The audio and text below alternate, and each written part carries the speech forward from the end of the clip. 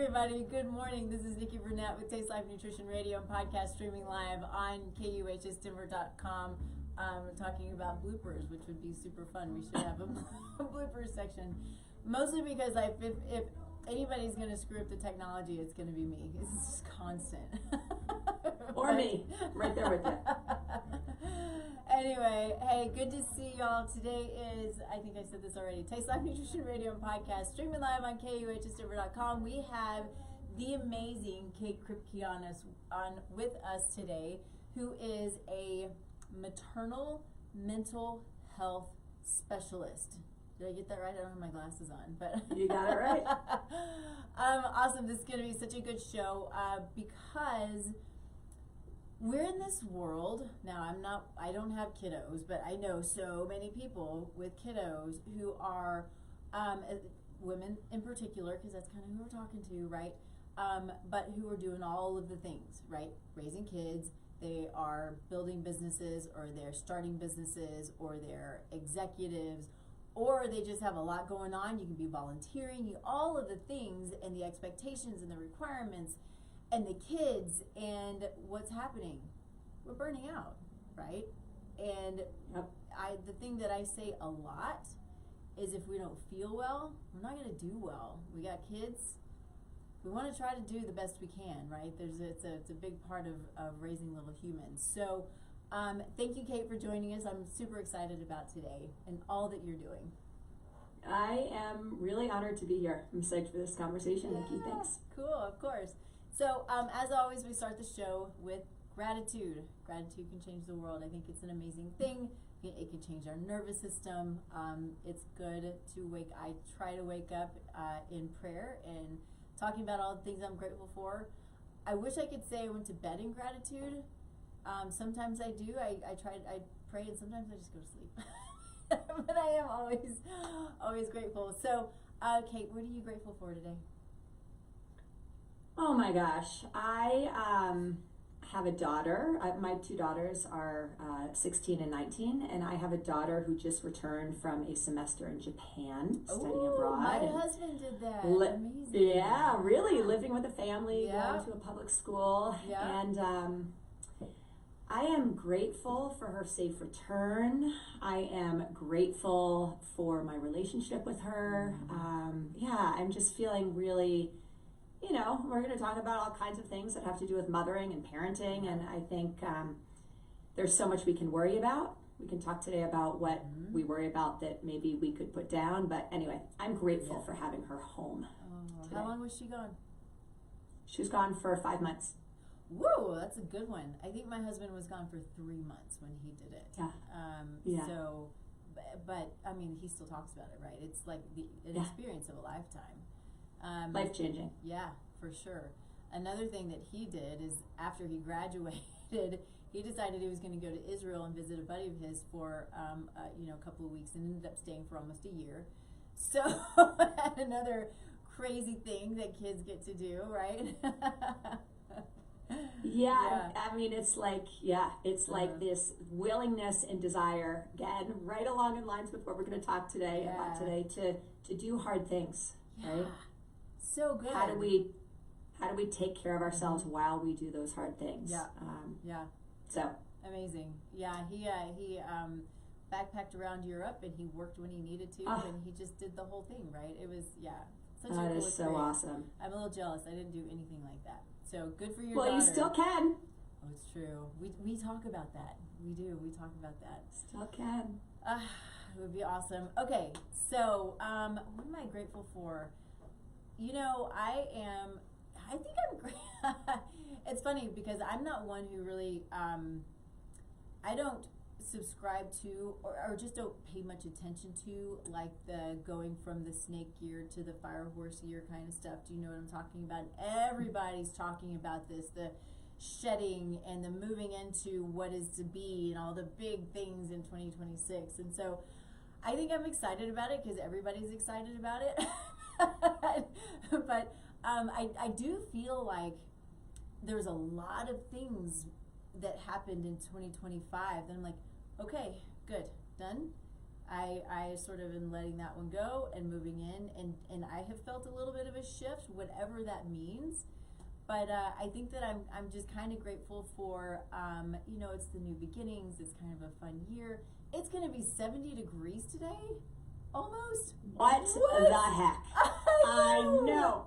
I don't know whether to be happy about that or terrified by that, but I enjoy the warm weather. I'm a Texas girl, so I love the warm weather. So makes me super happy. I find one of the things I'm grateful for during the summer when it is warmer is that I get to go outside. That's where I do my meditation. So today I'm thinking I get to go outside. I get to lay in the sun for a little bit. That I'm super grateful for. It fires me up, makes me so happy. Yeah. Super amazing. Cool. Yeah. Okay, so let's do this. Let's talk a little bit about mom burnout, right? All of the things that go along with that. So one of the things, I said this already, most everybody who watches this knows, I don't have kids, I have dogs, so I can't come from this from a true perspective of understanding, except for talking with clients and friends and family members who are doing all of the things, right? And I'm going to tell you, I may not have kids, I still feel like I have to do all of the things, especially when you're running and building a business and you're, taking care of people and that kind of thing. So I would throw out there that even if you don't have kiddos, if you are, someone who is of service, right? If you, whatever that looks like for you, you're still working your tail off most of the time doing all of the things. So this truly is for everyone. It also is for men, whether you're supporting women or whether you're doing the same things. You're supporting the family and you're doing your work and all of it. So I don't mean to go on and on, but burnout's a big thing. It's a big thing for all of us. And but your people are women. Yes. Yeah. Yeah, I think so first of all, you're absolutely right. Anybody who listens to this today will walk away with really important insights that they can do something with immediately. Good. That's my promise to your listeners. There are two big differences for mothers. Number one is that they're women, and there's a lot of pressure that a lot of women feel around people pleasing and being helpers, and this can come from our families of origin, it can come from social pressures, community, culture, it can come from lots of things. The other thing that makes this different is that maternal and child mental health are intimately connected. And so if we want to raise healthy children, we have to tend to ourselves first, because our children will bear the burden of the impacts of things like anxiety, burnout, and other things that we might talk about today. So it really is a direct, our sense of well-being or lack thereof has a direct impact in our little humans. And I've never met a mother that doesn't want her little human to be healthy. Yeah. So. Yeah, of course. And there are two things that come to mind for me. One of them is during pregnancy, these emotions and neurotransmitters, right? You can take it mental and emotional. You can also take it biochemical, right?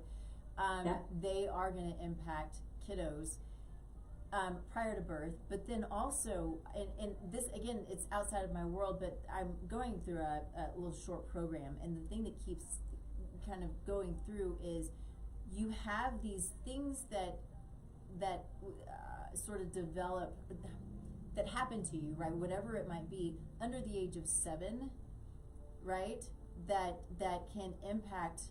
It's like a, man, I can't think of my words right now, but it's like it sticks with you. It sticks with you throughout that time. An adverse childhood experience is probably what you're thinking of. Yeah. Well, I think whether it's adverse or just something that it creates this mold and it creates this impression in your brain and it sticks with you, and then you start to and you may not understand why you react to certain things when you're 35. And you're like, oh, because of this thing when I was 7, but you've got to sometimes have help figuring that piece of it out. Anyway, point to that is, we it's not that we can be perfect and expect not to have impact on our kiddos at any age, but I think that it's so important to know that there is that impressionable phase of childhood. Yes?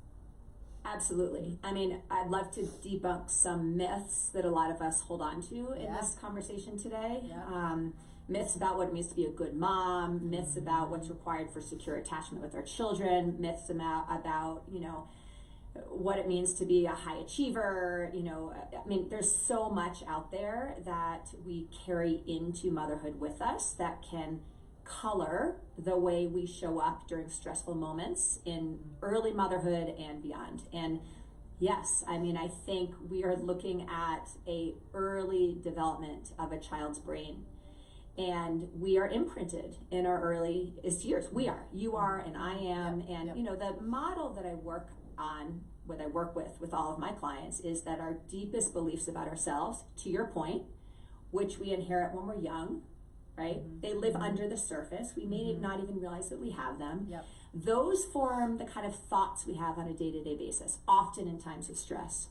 Those thoughts, kind of create certain emotions and behaviors. Those emotions and feelings, those emotions and feelings motivate behavior, and behavior turns into habit, and then leads to the results of our life. So many of us go-getters, we say, I just have to do more, or I just have to do something different. Yeah.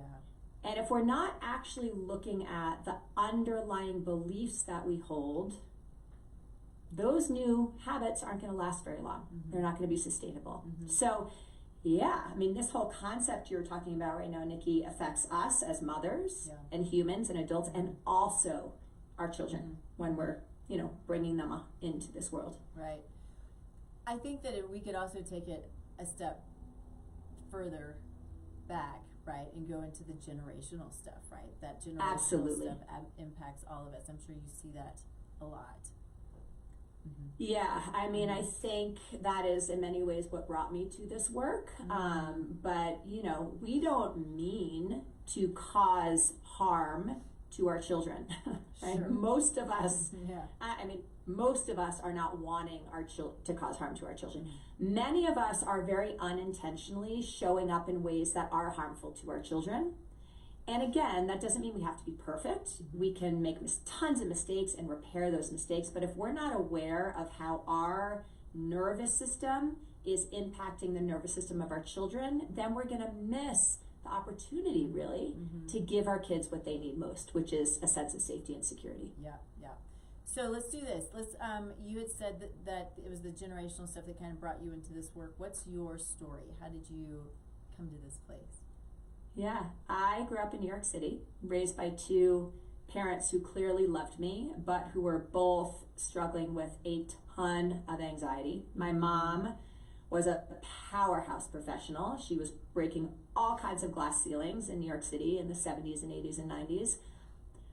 She was extremely anxious. People pleaser. She passed away 8-9 years ago, and the last thing she said to me before she died, like the last time she was visiting Colorado and I was driving her to the airport, she said, Kate, I have been running for class president every day of my life. Oh, it just gave me chills. Wow. And she died at 71 from a stress related, she had a heart attack. So, and she won every day. That's what's so bizarre. Like, she literally won class president every day. So she was going. And as her daughter, I absorbed that. I watched the way she functioned in the world. I watched her level of perfectionist expectations of herself. I watched herself beat herself up when she wasn't meeting those expectations. We say in our line of work, in maternal mental health work, our children breathe in the emotions that we breathe out. Wow. It's not that it's not okay to feel the gamut of human emotions. We're going to. But when we get stuck in that emotional experience, in that, perceived state of threat, we are not doing our own physiology and our mind any benefit, and we're also not helping our children. So I was raised by a mom who was very stressed out, and I suffered from tons of anxiety and panic for most of my life. When I had my first daughter, who's now 19, I had significant postpartum anxiety, which is very common, especially for high-performing, high-achieving women. And as soon as my second daughter was born, I was like, oh, I see what's happening here, and I will not project this anxiety onto my girls. So I really needed to learn how to kind of move through that anxiety and move through the world in a brand new way so that I could show up the way I really wanted and needed to, so that my daughters could experience their own anxiety, their own worries in the world, and not also carry mine. Yeah.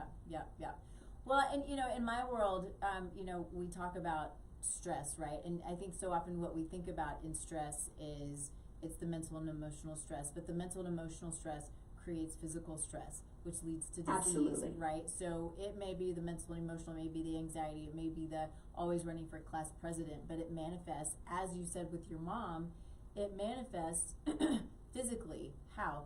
Disease, heart attacks, strokes, you name it. And so if we're not managing, 71, that's young.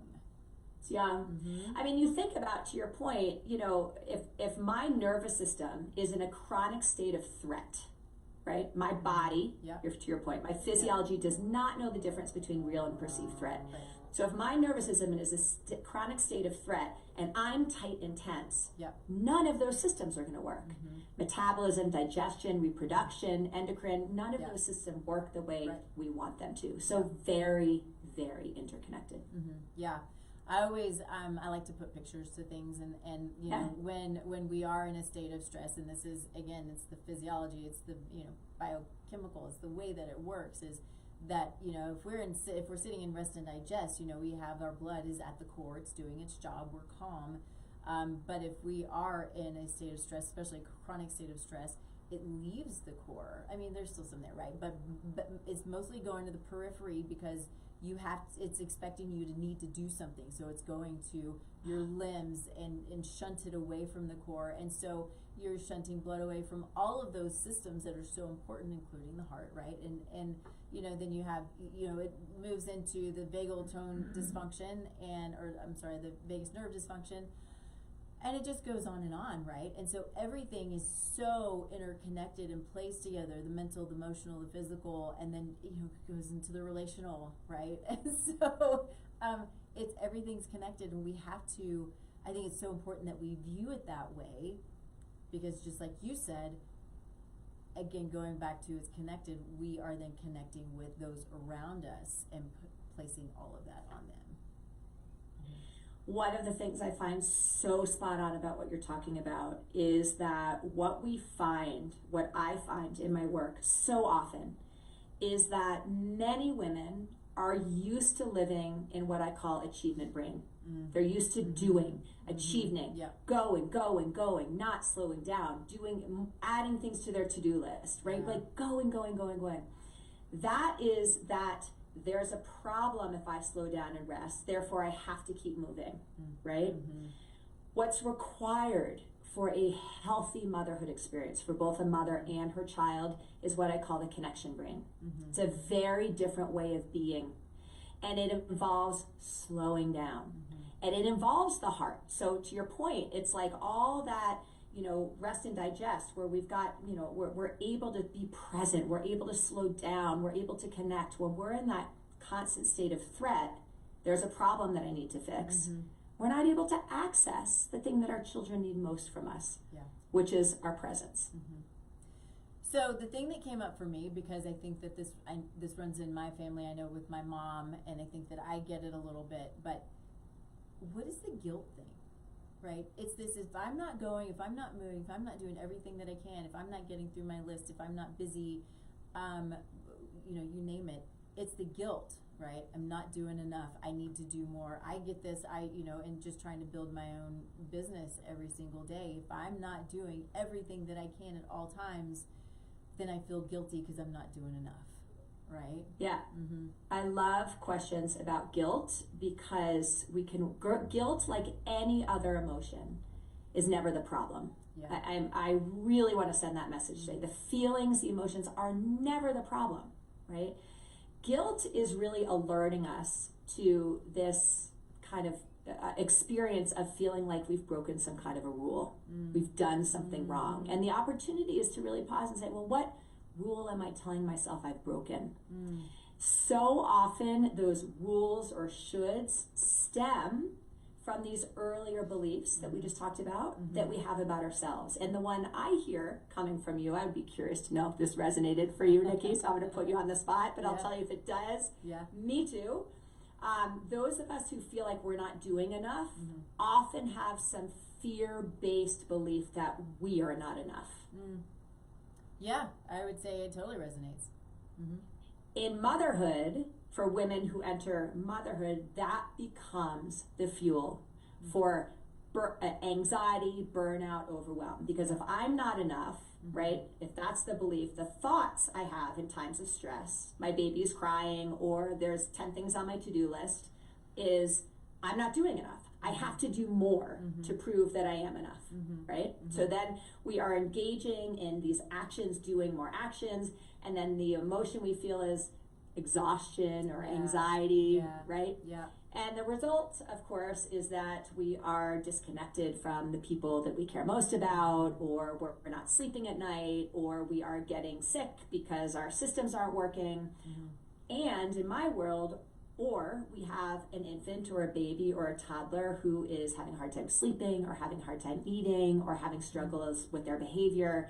And really what we know from attachment's perspective is that's because what they need most is our presence. Yeah. And that belief is motivating behavior that takes us farther away from our child. One of the things that I love that you said is the guilt is basically, you said it's a symptom, right? Yes. Yeah, which is that's what I hear, because that's the stuff that I talk about. It's like when when your body's talking to you, whether it's guilt, whether it's pain or brain fog or disease or whatever the case is, right? The body's talking to you, and so learning to understand that language of the body, which is something that I talk about a lot, because it's not easy. It's like we have lost our understanding of how to listen to the body, and it's, you know, the mental emotional aspect of health and wellness is definitely not my my expertise by far. So it's so important for me, and I think for everybody, to understand what the thoughts mean and why they're there, to the best of our ability, which is why we need people to help us, right? We all need people to help us. We need our team, but that's how I see it. It's a symptom. Yeah, I mean, our feelings and emotions always make sense. Whether it's guilt or anger or sadness or fear, they always make sense. Our thoughts don't always make sense. So I want to take a moment to separate the two, to help your listeners understand they're deeply interconnected. So it's not my baby crying that makes me feel anxious. It's what I tell myself about my baby crying. It's the thought that leads to the anxiety, right? It's not the not getting the 10 things on my to-do list done that makes me feel guilty, or the slowing down that makes me feel guilty. It's what I tell myself about those things. So the emotions just always make sense. And we do want to pause and ask ourselves, well, what's the thought I'm having, or what's the belief I'm moving through this moment with? Most of the time, that is not a fact. And many of us come into motherhood with all this misinformation, all these beliefs about what it means to be a good mom, all this misinformation about what our child needs most from us. And so we're then moving with this assumption that we're not doing enough, which leads to guilt, because we're not meeting some expectation, which actually is not backed up by the research. Yeah. So why is it that when we start to realize, okay, I'm burned out, I am not doing my best, I'm going to go and I'm going to take a little time to relax and just chill out. But then it's like the next day you're like, why am I right back to where I was when I took a little time for myself? Yeah.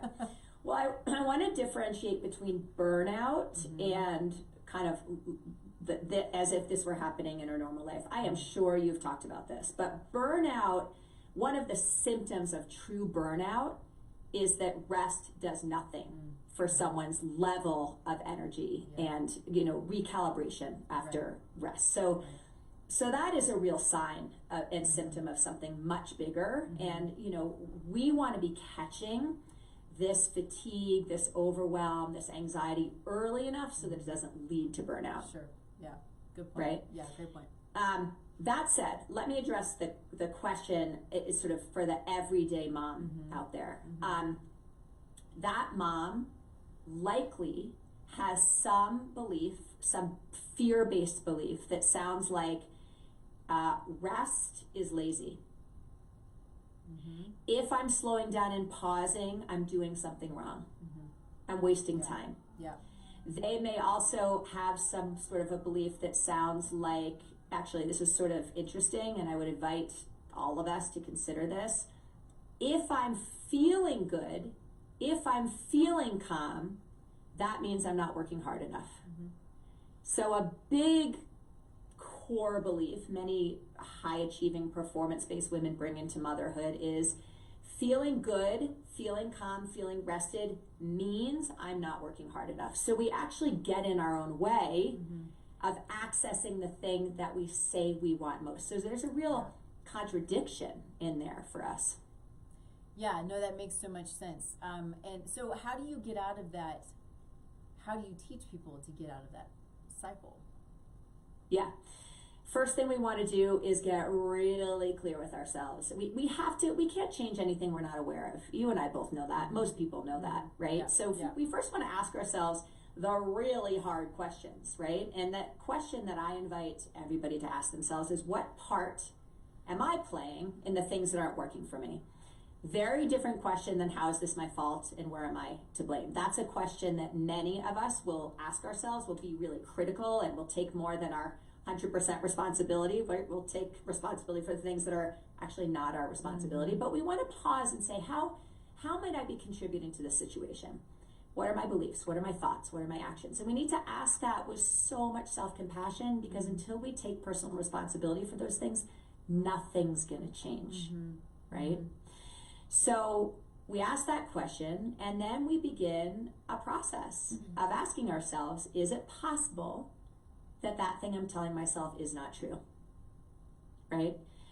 Byron Katie, all her work, there's a lot of different people who have studied ways to change the thoughts that are on repeat in our brain that are leading to a lot of internal, emotional, physical, psychological distress. Yeah.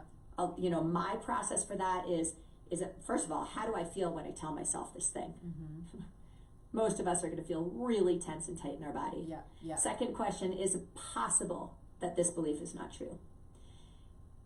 Little side note, one of the pieces of research that I find the most fascinating is that as humans, we would actually rather be right and fail than be wrong and succeed. Whoa. Meaning, right? Meaning, we get so hooked on to the things that we tell ourselves are true, right?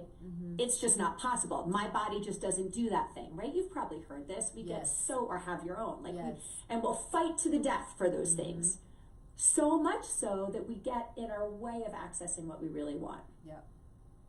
So here's an example. Someone might say, it's not possible to both grow my business and be a good mom. Right? Someone else might say, just to pull it into the early motherhood thing, my baby will never takes a bottle. She won't take a bottle, right?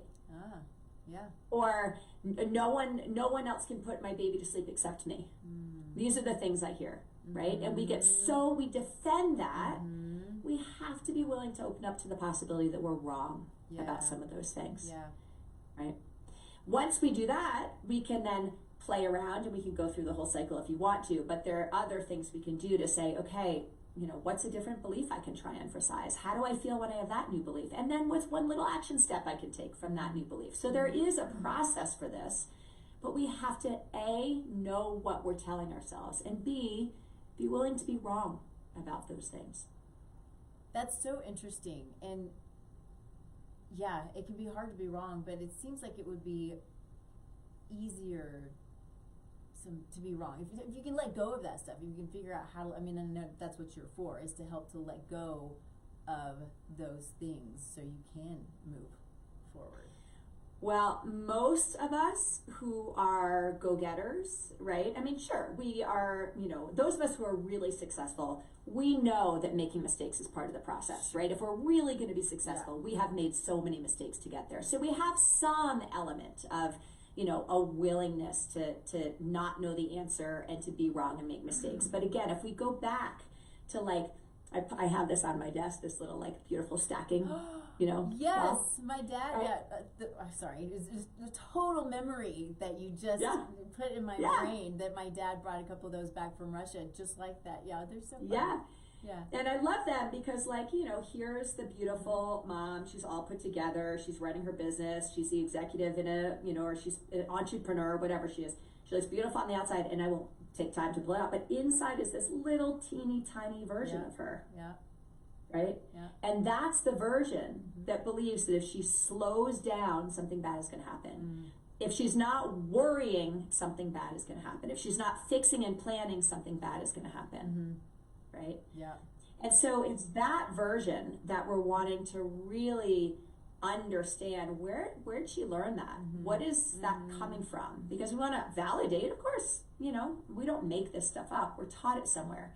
But really to understand how impactful this way of being in the world is. And it's hard to be wrong. We like to be right. It's the human condition. We like to know what we're doing. It's very uncomfortable to be wrong or not know what we're doing, which ties into one other thing, Nikki, that I'll just bring in here, is that many of us who are doers have been taught somewhere along the way that feeling uncomfortable emotion is a problem. And that if we begin to feel some emotions that don't feel good, we have to do something to make them stop. Squash them. Yeah. Yeah. So can you give us examples, or can you walk us through how you work with people on some of these things? Because that's, I guess what I would assume is this is usually some pretty long-term stuff, because it can be some pretty deep-seated stuff, yes? Yeah, I mean, I was a traditional psychotherapist for 20 years. I have been a traditional psychotherapist. I actually don't believe that the traditional model of psychotherapy is as helpful as it needs to be.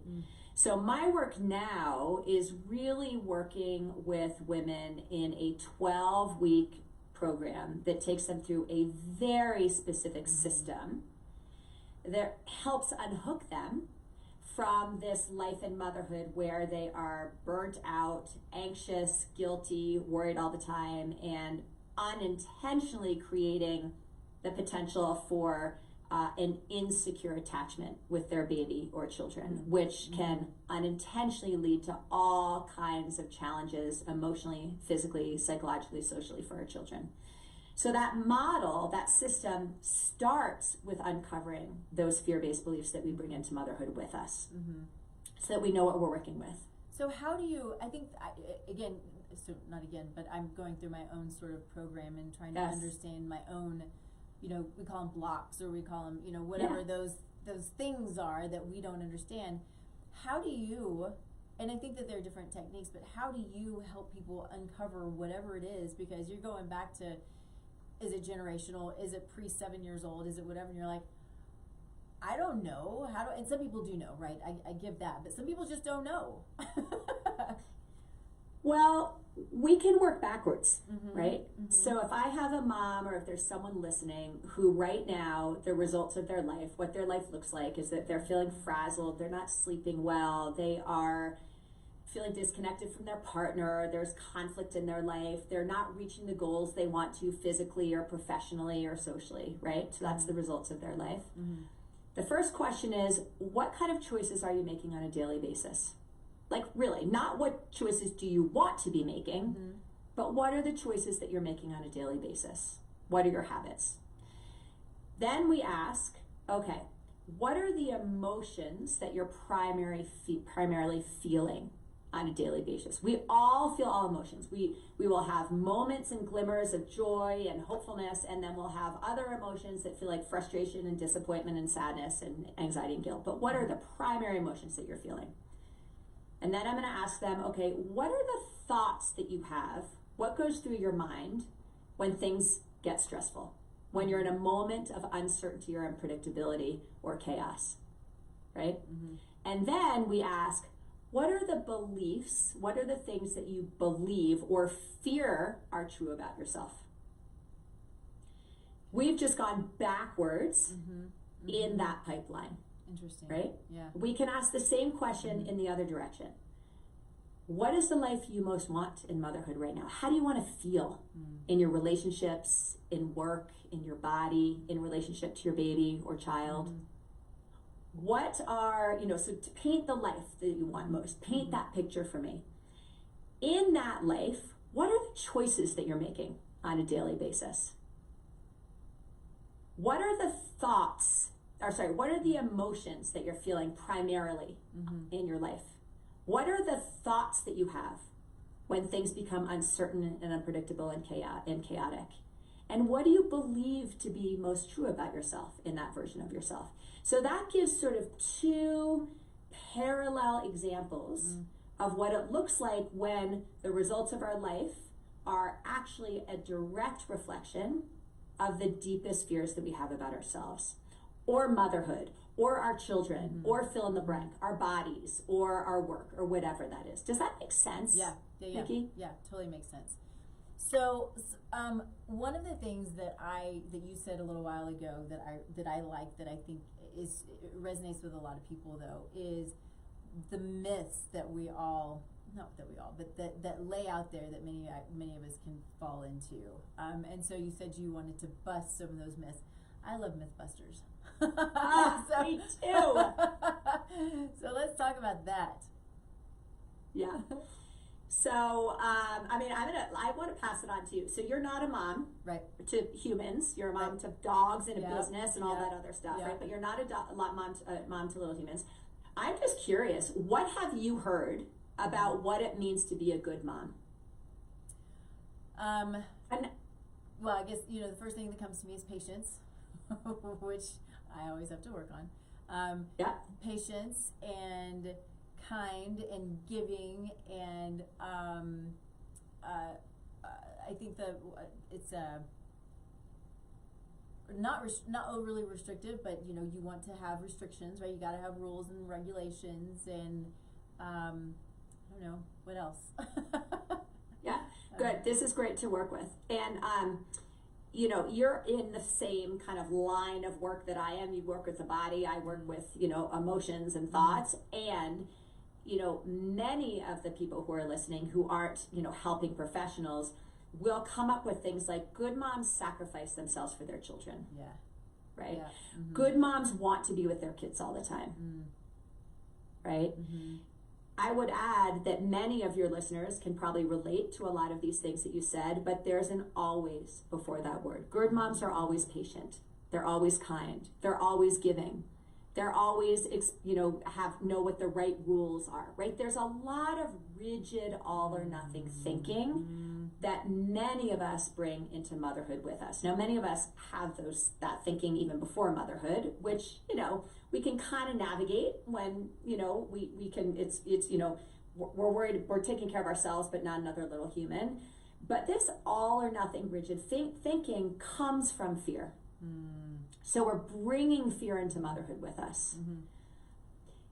What we know about healthy, successful, I'm going to put quotes around that term, motherhood, is that successful mothers are taking care of themselves first in service of their children. Successful mothering requires that we are taking care of, in my world, it's my brain, of course, brain and body is connection, so that it is connected, so that they can be resilient to the stress of motherhood. There is so much unpredictability and uncertainty that comes with motherhood and chaos. And many of us have learned, okay, I'm going to just do certain things to eliminate the uncertainty and unpredictability in my life, which of course doesn't work in motherhood. Right. So those same skills fuel anxiety versus helping us feel more in control. Yeah. Right? Yeah. Go ahead. Did you have a question about that? Well, no, I think it was more of a comment, because it goes back to, if you don't feel well, you don't do well. If you don't feel good, exactly. You don't do good. And so we have to be in a place where we're as optimal as possible, right, to be able to take care of the kiddos. So we've got to take care of us to be able to take care of, the kids, the family, the business, the dogs, all of the things, right? Yeah, and taking care of and connecting with our kids has much less to do with what we're doing and much more to do with how we're showing up as we're doing those things. So new moms often get kind of hyper obsessed about sleep training and feeding and discipline and all these things that are about taking action, doing the right thing, saying the right thing. And many high achievers, I find in my work, will come to me saying, I'm doing everything I'm supposed to be doing. Yeah. I'm doing all the right things and nothing's working. I'm still feeling guilty. I'm still feeling anxious. My baby's still not sleeping. My toddler's still throwing tantrums, right? So it's very confusing. Why are these things not working? When it comes to motherhood, we have to remember that our nervous system and our children's nervous system are interconnected. Doesn't matter really what I do. Now, of course, I take that with a grain of salt. Of course, there are choices that we need to be making as mothers. But if we're doing all the right things from an activated nervous system state, from a place of anxiety, our kids are gonna, remember what with emotions we breathe out are the emotions our kids breathe in. They're gonna be feeding off our anxiety, our heightened nervous system response. But that is not gonna help them sleep. That is not gonna help their nervous systems calm down. So I think that is really like one of the big, we're tying two myths together here actually, right? Successful moms do all the right things. And the other one is, successful moms sacrifice themselves or good moms sacrifice themselves. We can't both show up the way our kids need us to and be depleted and self-sacrifice at the same time. Yeah.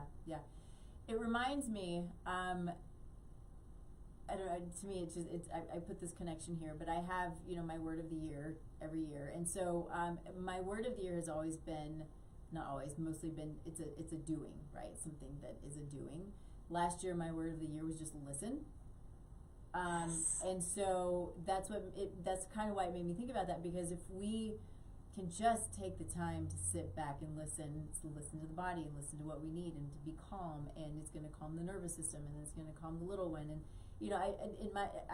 I wasn't really ready to give that word up because it might just be one that I just need to take with me forever. But that to me is what sort of resonated, was just sometimes you just got to listen and be still. Right. But here's the conflict for most people. Okay. Listening, being patient, being present requires us to be willing to feel emotional discomfort and still trust that we're okay. Interesting, yeah. Because if we're really listening, if I'm really being present with what's happening in the moment, if I'm really accessing patience, I'm also allowing myself to feel all the normal emotions that come with what I'm listening to and what I'm hearing. What's happening in the moment? What's happening for my child? And again, many of us doers and achievers, we've gotten really good at doing and achieving because when we slow down, we actually feel all the emotions that somewhere in our earlier lives we were taught were dangerous and bad and wrong. So yes, all of that is actually the key to successful mothering, all of that. But in order to be able to do that, we actually have to learn how to feel uncomfortable emotions and still trust that we're okay. Our nervous system doesn't know that yet. We come into motherhood with our nervous system believing that if I'm feeling anger, sadness, disappointment, guilt, fear, whatever it is, that means there's a problem or there's something wrong with me or something wrong with the other person. When my child feels that, when my baby cries, when my toddler's upset, when my teenager's having a hard time, our nervous system, if we're not doing this work, will go danger, danger, danger, danger. And we'll jump up to try to do something to fix the emotion. And that's where we get off track with attachment. That's where we get off track with our own kind of learning how to manage our own mental health from the inside out. We expect other things or need other things outside of us to change in order for us to feel okay. That is like putting kerosene on a fire in motherhood. So do you have tools that you can share that can help with this? Absolutely. I am going to teach you something that I call the 3 C's. I do want to remind all of us that these things are easier, they're more effective when we have the belief system that allows them to be effective. So one of the things I don't love about just teaching tools, right? If you go online and there'll be a mom coach about how to balance work and motherhood, or someone who's helping someone's physical fitness and says, just do these Yes. exercises. Yes. Is that if we have a belief about ourselves that is incongruent with the action, it's not going to last for very long. Right. So if I believe that my needs and wants don't matter, or I'm not worthy, or if I believe I'm not enough, or I'm not okay, that action is going to be really hard to access. I'm going to lose steam. I'm going to find a million excuses why it doesn't work, and it won't be sustainable. Yeah. So we really do need to start with the belief. Does that make sense? Yes, totally. To you? Mm-hmm. Yeah. Absolutely. The three C's is what I teach women, mothers, for moving from a difficult, unpleasant emotion back to a more pleasant one. So this is another way of saying teaching mothers to move from sympathetic, fight, flight, freeze nervous system to parasympathetic, rest and digest. We were talking about that a moment ago. Yep. Why is that ability to move from a heightened nervous system back down to a grounded nervous system important? Because our children are borrowing our nervous systems. So we do not have to feel good all the time. We do not have to be Zen mamas and always feel calm and peaceful, but we do need to know how to come back down when we're activated, because usually the threat is a perceived threat and not a real threat. Right. But we're acting as if there's a real crisis here. Yeah. Our baby's crying, our child is having a tantrum, my baby is disappointed that I am not going to be home to tuck them in at night, whatever that thing is. Yeah. Okay? Okay. So the first C is curiosity. And this is something that, again, most of us doers and high achievers don't do this, which is just a pause and say, okay, what am I actually feeling in my body? What is actually happening in my body? My tummy's tight, my jaw is clenched, my heart is racing, right? Whatever that looks like for that individual. And what emotion might I connect with that feeling? Oh, I'm really pissed. I'm frustrated. I'm feeling guilty. I'm terrified, whatever that emotion is. Yep. I'm feeling disappointed. Again, many of us have been told that leaning into emotion is dangerous. So we've never actually done that. So that has to be the first step. Second step, compassion. So again, many of us high performers have been taught somewhere in our life that the only way to succeed is to be hard on ourselves. Yep. Do more. What's wrong with you? Don't waste time, right? And actually what the science tells us, what all the research tells us, is that when we're being self-critical, we're actually turning up the volume on our sympathetic nervous system, fight, flight, or freeze. Yep. Because we're disconnecting from ourselves. And again, I love research, so I'll just put that out there. When we're in moments of disconnection, our nervous system is in a fight, flight, or freeze response. Yep. When we're in moments of connection, we're in rest and digest, right? And to your point, we want to be able to come back to rest and digest when there's not a real threat. Right. So self-compassion is just about giving ourselves permission to feel whatever we're feeling, because in the context, that feeling always makes sense. So, of course I'm feeling frustrated. I have a meeting in a half an hour and my kiddo won't put their shoes on. Right. Of course I'm feeling disappointed. I was really hoping that so-and-so would feel happy about this and they don't seem to really care. Of course I'm feeling anxious. I do not know what's happening next. I have no idea when my child is ever going to sleep again, right? The emotions always make sense. Yep. First, see curiosity. Second, see compassion. Third, see choice. How do I want to feel? Yep. Something we don't realize is that when we give an emotion space to move through us, it moves through us in 90 seconds. Probably a statistic you've heard before. 90 seconds. Do you know that? I don't think I've heard that, no. Fascinating. Yeah. So usually, like if you take other animals in the wild that don't have the type of brain humans do where we hold on to things, right? That emotion comes and goes in 90 seconds. An emotion is just our brain releasing chemicals into our bloodstream to get our body ready to fight or fly or play dead, or flee or play dead. So the heart racing, all those physiological symptoms of emotion, 90 seconds, if we let them move through us. What we usually do is add a story onto the emotion. Yeah. And that keeps that emotion going. Holds on to it, yeah. Okay? So step 1 and step 2, help the emotion move. Curiosity, self-compassion, third question, choice. How do I want to feel in this moment? my toddler's throwing a tantrum in the grocery store. I don't want to feel embarrassed. I don't want to feel, frustrated. I don't want to feel, terrified that every mom in here is going to judge me. I want to feel confident. I want to feel grounded. I want to feel compassionate towards my child. What thought can I engage with? It's going to help me feel that emotion. I can remind myself that the feeling's never the problem. I can remind myself that there are mothers all over the planet whose children are tantruming at the exact same time. Yep. Right? Yep. I can remind myself to take some type of deep breath. The breath I teach is one where our exhale is longer than our inhale. That automatically triggers a sympathetic nervous system response. Right? I can get down at my child's level. So there are things we can do that are going to help us access the emotions we want to access. Most of us go straight to the doing. We don't do the first two steps. Yeah. So by the time we've done the first two steps, we've settled our nervous system, we can now approach our child from a more grounded nervous system, which means they're going to borrow that nervous system from us.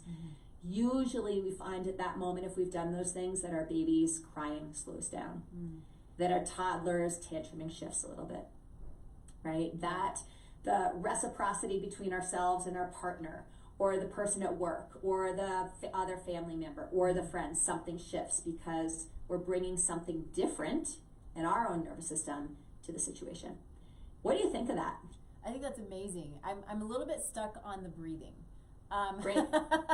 Tell me more. I think only because I'm super curious, because what I tend to hear, especially when it's super basic, right? People are like, just breathe, do your box breathing, right? So it's in for 4, hold for 4, out for 4, hold for 4. So what you said was you breathe out longer, and so correct. Talk to me about the differences and what that means. Yeah, great. So there's not, for me, I want people to find a breath pattern that works for them, right? There is not one right way to do pretty much anything. There are many ways. What I love about this breath, and again, I have a history of anxiety, critical thinking, perfectionist thinking, and this breath has changed so much for me physiologically. So when we're in a state of threat, right? Remember, our body doesn't know the difference between real and perceived threat. We're actually taking in more oxygen. We're breathing in more than we're breathing out, because our body needs oxygen for our muscles to activate. Does that make sense? Yeah. When we breathe out, when we exhale longer than we inhale, that breath pattern is sending a message to our brain that there's no real threat. Okay. Because if there were a real threat, we would be hyperventilating. We'd be, all these physiological actions are in service of something. If we're really being chased by a bear or having to get out of a house that's burning down, all the rapid heart rate, the rapid breath work, that breathing, that's all in service of something. The problem is that when our toddler's having a tantrum, there's actually no real crisis here. Right? So that shift in breath pattern really shifts the chemical reaction in our body. It activates the vagus nerve in a way that turns on parasympathetic nervous system response. Does that make sense? Yeah, totally makes sense. I love that. It actually makes me think of speaking in front of people. Yes. Because I know for me, that's what happens, is the breath gets stuck here and then you can't talk. You're like, right? And so you have to calm. And so anyway, doesn't have to do with kids, but it's along the same lines. But again, that's what we were saying in the beginning of this conversation. I mean, these tools work for anybody. Why is it important when we have a small human in front of us? Because they're borrowing our nervous system. They won't stop tantruming if they feel some form of threat. They're looking to us to remind them that they're safe. Right? I love that. We only have a couple of minutes left, so I want to make sure, for one, that people know where you are and where to find you, but if there's anything that we haven't covered that we need to cover, I want to make sure that we do. This is, we'll not have time to get into this, but I want to mention one other myth that feels so important to mention here, because a lot of my work is with working, career-driven women who are experiencing anxiety, guilt, overwhelm, and early motherhood. Secure attachment, which we know is required for a child's brain to develop in a healthy way, requires both separation and connection. So to form a healthy bond, relationship, attachment with our child, we do not have to be around all the time. You can have a job that you're committed to and have a secure attachment with your child, because it's not about the quantity of time you're together. Of course, we need to spend some time with our children, but it has everything to do with the state that we're in when we are with our child. And so I just want to make sure your moms out there who have, you know, important careers and are also raising young kids understand that they literally do not need to choose between the two. They're going to have to do motherhood and work a little bit differently so that they're, you know, not coming in with all the, like, I have to do it all to be successful. And we can be both really successful at work and successful moms. So just want to plant that seed. Part, I'm assuming that's part of your program, is how to work through all of that. Yeah, so the program, the first part, we work through uncovering all these beliefs that we talked about. The second part is I teach women how to tend to their own nervous systems in moments of uncertainty and unpredictability, so they don't have to rely on the things outside of them to change, for them to access that groundedness. The third part is all about how do we now parent from that grounded nervous system state so that we can create the foundation for secure attachment with our children. So all three of those are included in this 12-week program. Awesome. I love that so much. So how do people find you? Instagram, very active on Instagram. Please come introduce yourself if you come over there. I am really committed to providing as much free support as I possibly can. You'll find that on Instagram. My website, katekripke.com, talks about this program I just mentioned and has some other resources that are available for folks if this resonates. Awesome.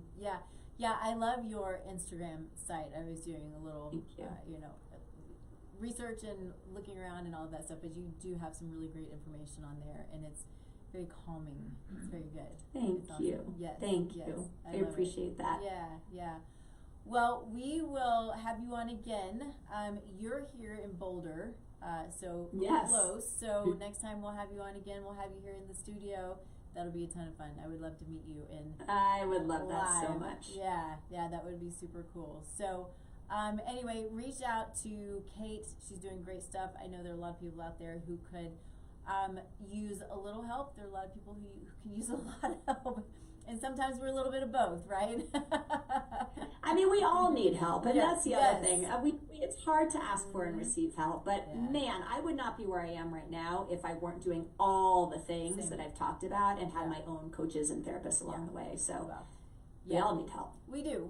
We all need our team, and I think that it's a key thing to remember that doing things on our own and alone is, well, not always successful, and it makes it really difficult. And we've got to find our team, whether it's in business and health, or in both, right? You know, all of the things, people we trust, who we can lean on, who see outside of ourselves. I think that's a big thing, especially when it's the mental and emotional stuff, and, you know, physical health as well. If you know, I can look at things from a different perspective for my clients, but I also have my people who can look at me from a different perspective and say, 100%. Have you thought about this? Nope, I haven't, because I'm sitting. Yeah, I think that's such a, I mean, that's that part of like being willing to be wrong or being willing to not know, right? Because we don't know everything. We're not right about everything. Right. So we need other eyes and ears and voices to help us see what we can't see, for sure. Yeah. Team, community, it's important. Good stuff. That's great. Awesome. Thank you so much. So grateful that you joined us. Everybody out there, reach out to Kate. Of course, you can find us here every Thursday, 10 a.m. Mountain Time, streaming live on kuhsdenver.com, the stream. You can find me, all the website, the socials, all the stuff, Taste Life Nutrition. And then my favorite thing that we're doing now is your Precision Wellness Blueprint. I have created this little program that is ultra personalized, and also it's an entry into going deeper. So one of my favorite things is layering in data for people. So we can do this at a sort of an entry level point that's still very personalized. It's a really great approach. But then, if you want to, which is my favorite part, we start layering in genetics and epigenetics and labs and all of these fun things, So we, especially with the genetic component, it's just my favorite thing in the world is the genetic piece of it. And so it gives us, I need to talk a little bit more about my own story because that's kind of how it started. But it really is a great way to take whatever you are struggling with or not, and just looking to optimize and really taking this with you for the rest of your life and being able to build on what we do together. So reach out. We're doing it for right now for $97. So pretty. Yes, please. I mean, that sounds amazing. Sign me up. It's cool stuff. It is. It's cool stuff. So anyway, yeah, $97.